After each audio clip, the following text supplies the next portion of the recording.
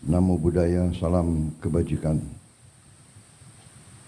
Saudara-saudara, Bapak-bapak Ibu yang saya hormati,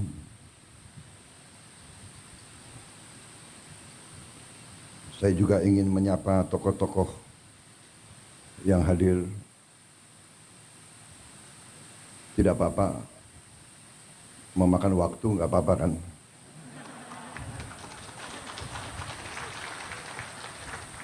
Panitia apa? Saya dibatasi nggak di sini?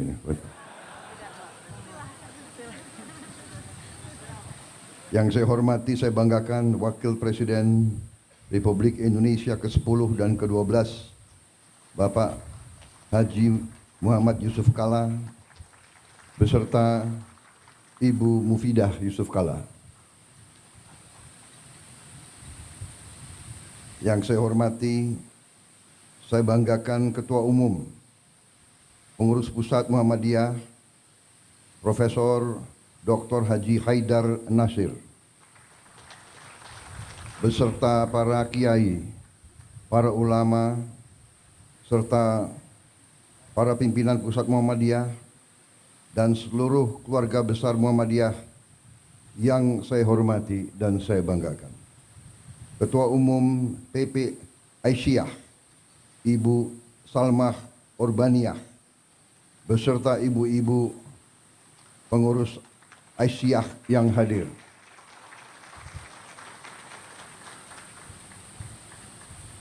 Profesor Dr. Muhajir Effendi, Ketua PP Muhammadiyah periode ini nggak disebut nih tahunnya itu. Pak Teddy ini menghadap saya di sini. Ketua Umum PP Muhammadiyah 2005-2015 Bapak Din Samsudin yang saya hormati. Kok agak ngumpet di belakang itu? Pak Din itu kawan saya waktu masih muda. Sekarang agak muda. Ketua Dewan Perwakilan Daerah Republik Indonesia Bapak Sultan Najamuddin, para menteri dan wakil menteri Kabinet Merah Putih, tadi sudah disebut banyak sekali, tapi nggak apa-apalah disebut sekali lagi. Menko Bidang Pangan Dr. Zulkifli Hasan, Menteri Pendidikan Dasar dan Menengah, yang juga kebetulan Sekretaris Umum PP Muhammadiyah, Profesor Dr. Abdul Muti, Menteri Pertahanan, Letnan Jenderal TNI Purnawirawan Safri Samsudin, Menteri Perdagangan Saudara Budi Santoso, Menteri Desa dan Pembangunan Daerah Tertinggal Saudara Yandri Susanto, Menteri Kehutanan Saudara Raja Juli Antoni, PhD, Menteri Kelautan Perikanan Saudara Sakti Wahyu Trenggono, Menteri Lingkungan Hidup Saudara Hanif Faisal Nurofik, Panglima TNI Jenderal TNI Agus Subianto, Kepala Kepolisian Republik Indonesia Jenderal Polisi Listio Sigit Prabowo. Jadi kalau Kapolri dan Panglima TNI nama terakhirnya itu Prabowo Subianto.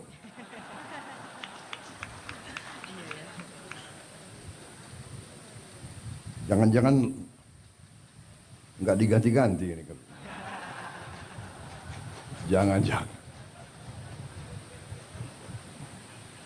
Kepala Badan Gizi Nasional Profesor Dr. Dadan Hindayana, Sekretaris Kabinet Saudara Teddy Indra Wijaya, Ketua Komisi 7 DPR RI Saudara Saleh Daulay, Pejabat Gubernur NTT Saudara Andriko Noto Susanto, Gubernur terpilih NTT Saudara Melkiades Lakalena, Wakil Gubernur terpilih NTT, Saudara Yohanes Asadoma. Wakil Menteri Luar Negeri, Saudara Anies Mata, PhD. Wakil Menteri Pendidikan Dasar Menengah, Dr. Fajar Riza Ulhaq. Wakil Menteri Dikti, Sains dan Teknologi, Profesor Dr. Fauzan, mantan Rektor Universitas Muhammadiyah Malang. Wakil Menteri Pelindungan Pekerja Migran Indonesia, Saudara Zulfikar Ahmad. Wakil Menteri Perumahan dan Kawasan Pemukiman, Saudara Fahri Hamzah. Wakil Menteri Kehutanan, Saudara Sulaiman Umar. Wakil Kepala Badan Penyelenggara Haji, Saudara Dahnil Anzar. Rektor Universitas Muhammadiyah Kupang, Bapak Zainur Wula. Beserta seluruh rektor dan guru pendidikan tinggi Muhammadiyah yang hadir di sini. Dan tentunya peserta Tanwir dan Milad Muhammadiyah yang ke-112 yang saya hormati dan saya banggakan.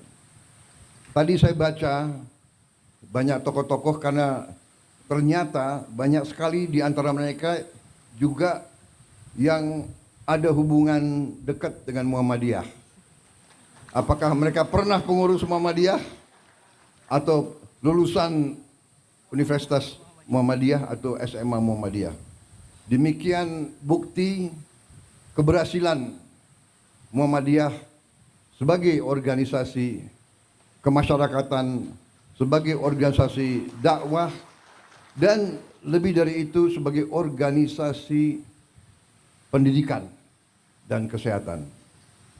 Saudara-saudara sekalian, Presiden Republik Indonesia yang pertama dan kedua juga merupakan warga Muhammadiyah. Kalau tidak salah, Presiden Soekarno pernah menjadi pengurus Muhammadiyah. Dan Ibu Fatmawati juga keluarga dari pimpinan Muhammadiyah di Bengkulu. Pak Harto juga warga Muhammadiyah, lulusan SD dan SMP Muhammadiyah.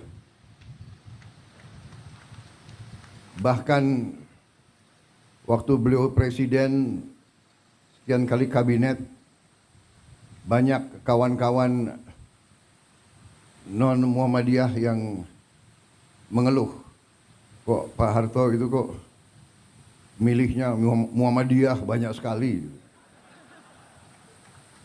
Saya juga jangan saya nanti dituduh memilih Muhammadiyah banyak sekali, tidak.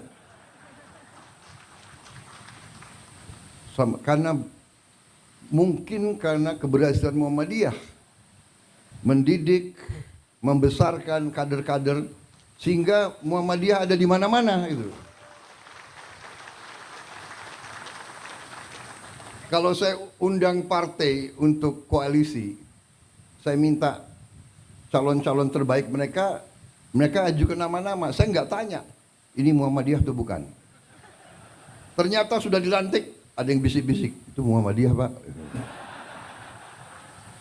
Hari ini saya hitung, ini Muhammadiyahnya.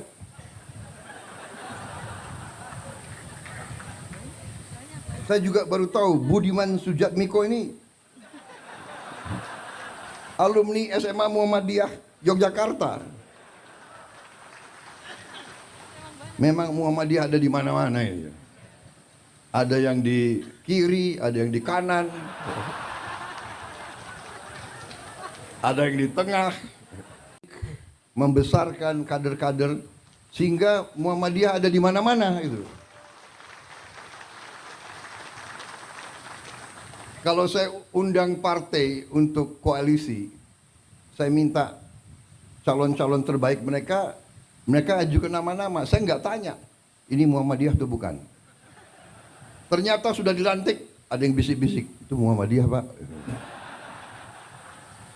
Hari ini saya hitung, ini Muhammadiyahnya.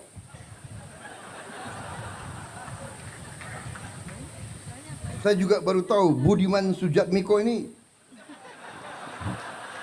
alumni SMA Muhammadiyah Yogyakarta. Memang Muhammadiyah ada di mana-mana ya. Ada yang di kiri, ada yang di kanan,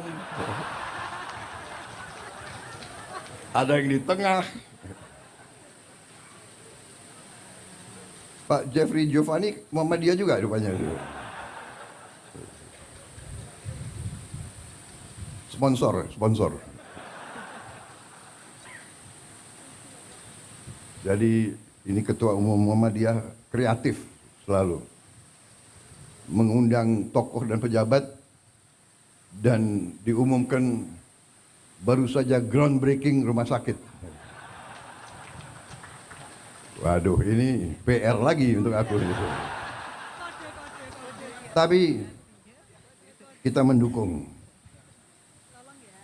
Karena memang pendidikan dan kesehatan adalah kunci kebangkitan suatu bangsa. Jadi memang peran Muhammadiyah saya kira sangat tepat. Muhammadiyah kalau tidak salah hitungan terakhir memiliki 167 perguruan tinggi, 126 rumah sakit, 231 klinik, 5.345 sekolah dan madrasah, 440 pesantren, dan jaringan organisasi yang luas di dalam dan di luar negeri.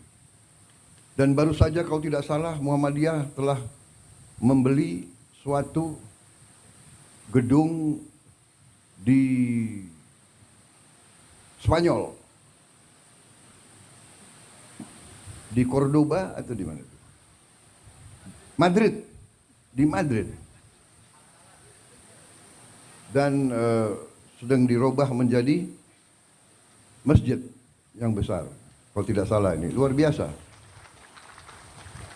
Muhammadiyah luar biasa. Jadi tentunya kami juga di TNI tidak pernah lupa bahwa Panglima besar TNI yang pertama adalah seorang kepala sekolah SMA Muhammadiyah Purwokerto. Berarti pengaruh Muhammadiyah juga selain dakwah, tapi juga menanamkan patriotisme, semangat cinta tanah air, dan melahirkan pemimpin-pemimpin yang luar biasa. Terus terang saja, Jenderal Besar Sudirman bukan lulusan akademi militer. Beliau tidak pernah ikut sesko dimanapun. Tapi berhasil memimpin perang kemerdekaan. Dan menang. Dan kalau kita lihat ucapan-ucapan, perintah-perintah beliau, pidato-pidato beliau, kalau kita lihat sampai hari ini pun adalah ungkapan dan pemikiran seorang pemimpin militer yang tidak kalah dengan pemimpin militer terhebat di dunia sepanjang sejarah. Artinya, walaupun beliau mungkin dianggap hanya seorang kepala sekolah SMA, tetapi pasti beliau mendalami, membaca, belajar secara otodidak, sehingga beliau mampu untuk memimpin sebuah perjuangan kemerdekaan. Saudara-saudara sekalian, menjadi pemimpin dalam kancah krisis perang itu masalah hidup dan mati. Kalau kalah, mati atau dipermalukan atau dijajah. Kita tidak menghendaki perang. Saya mantan jenderal. Saya mengerti dan saya paham apa itu pertempuran. Perang destruktif. Ibarat pohon butuh 20 tahun untuk tumbuh, hanya 15 menit untuk tumbangkan. Negara, masyarakat, desa pun, provinsi pun, kota butuh ratusan tahun untuk berdiri dan berkembang. Hancur dalam beberapa menit, hancur dalam beberapa saat. Karena saya mengerti itu, saya terus berjuang, terus memimpin dengan mengajak, mari kita belajar dari sejarah, mari kita waspada, mari kita galang persatuan, mari kita hindari perpecahan, mari kita hindari konflik.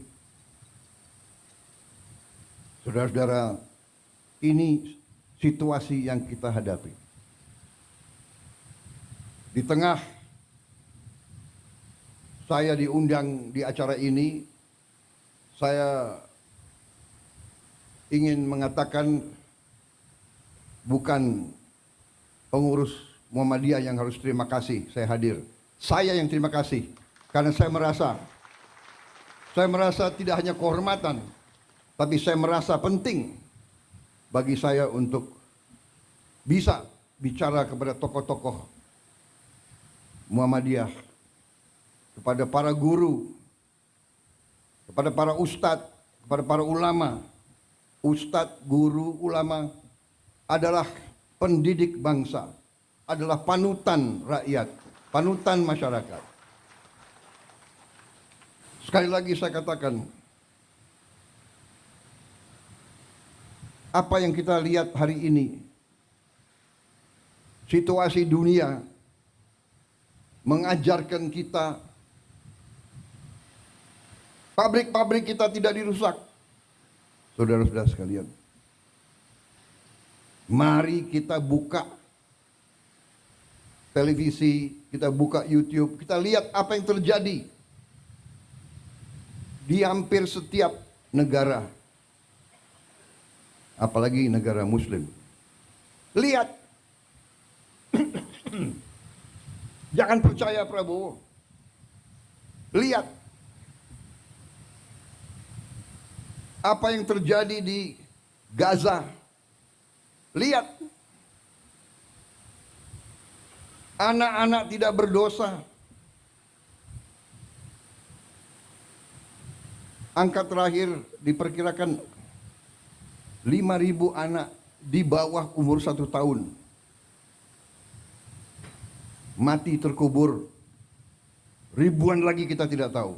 Belum anak di atas 1 tahun, belum orang tua, belum ibu-ibu.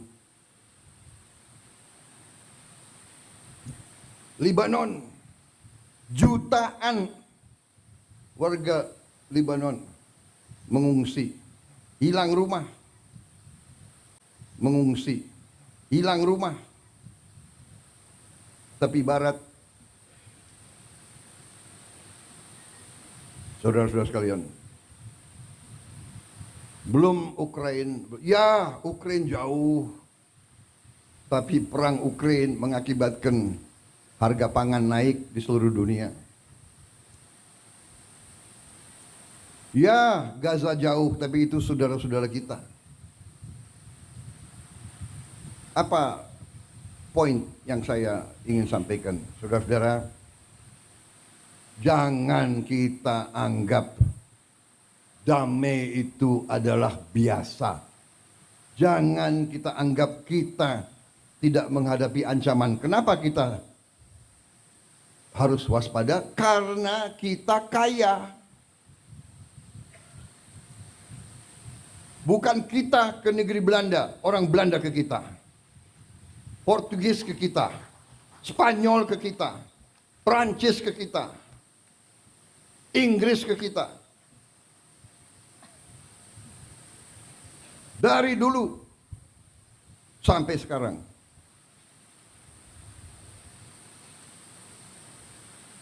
Saudara-saudara,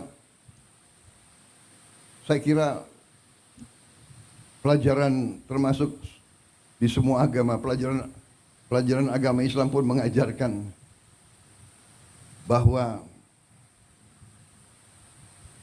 kita harus bertanggung jawab atas keselamatan kita sendiri, keselamatan keluarga kita, dan juga atas harta kita.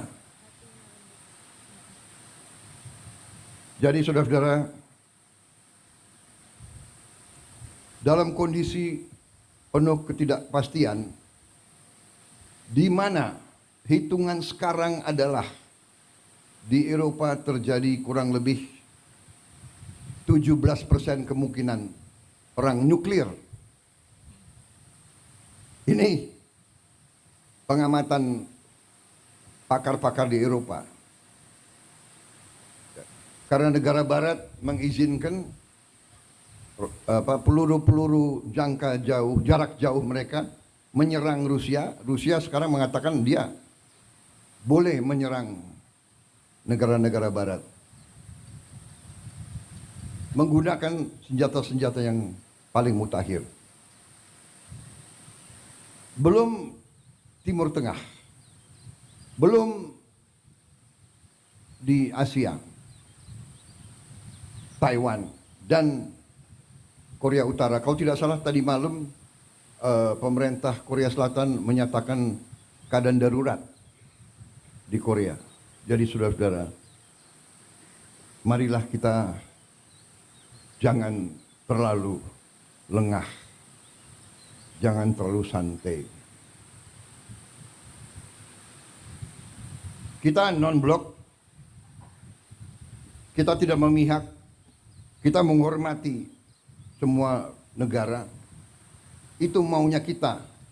Tapi saudara-saudara, 40% dari seluruh perdagangan dunia lewat lautan Indonesia. 40% seluruh perdagangan seluruh dunia lewat perairan kita. 70% energi Tiongkok, Korea, dan Jepang lewat perairan Indonesia. Bisakah kira-kira kalau terjadi perang besar, bisakah kita tidak terseret?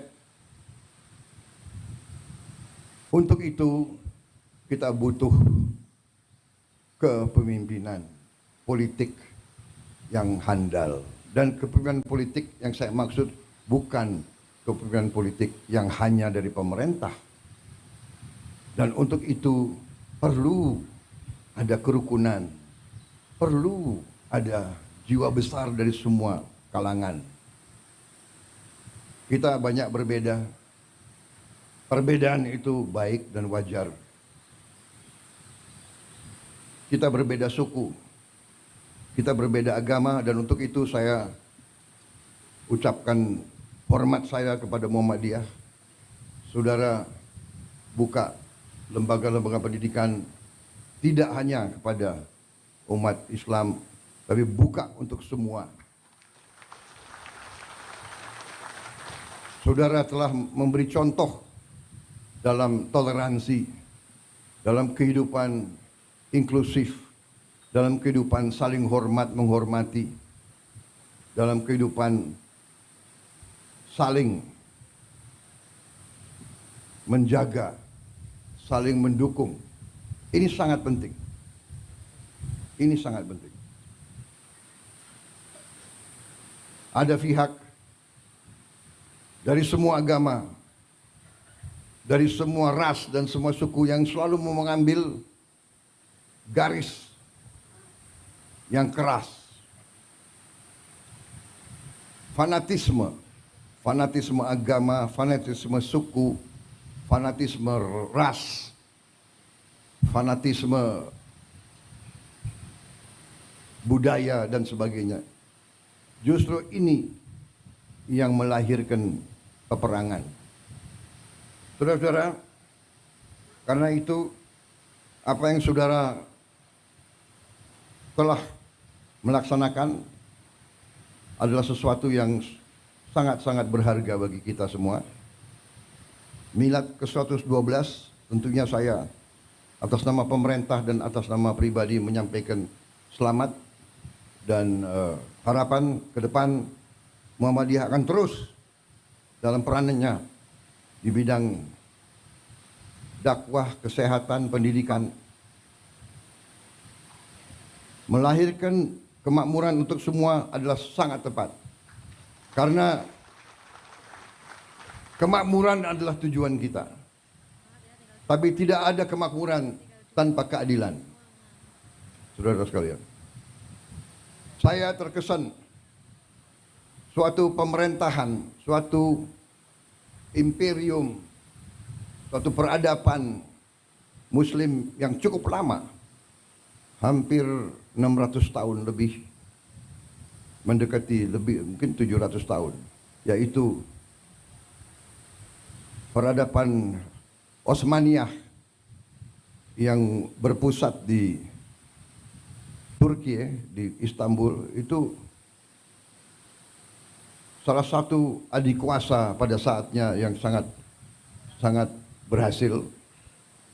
Ciri khasnya adalah dia memimpin suatu kekaisaran imperium yang multi etnis, yang toleran kepada semua agama, semua suku, ratusan suku yang berbeda-beda.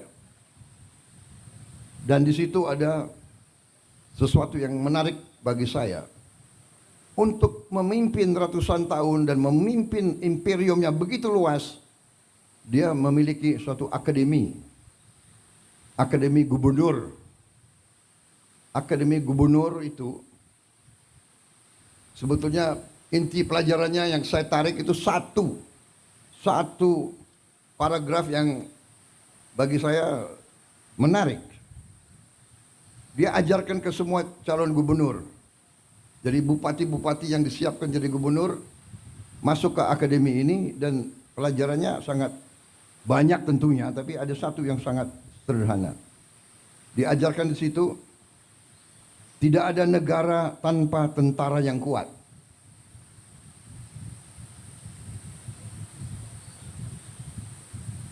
Karena ada kecenderungan pelajaran-pelajaran liberal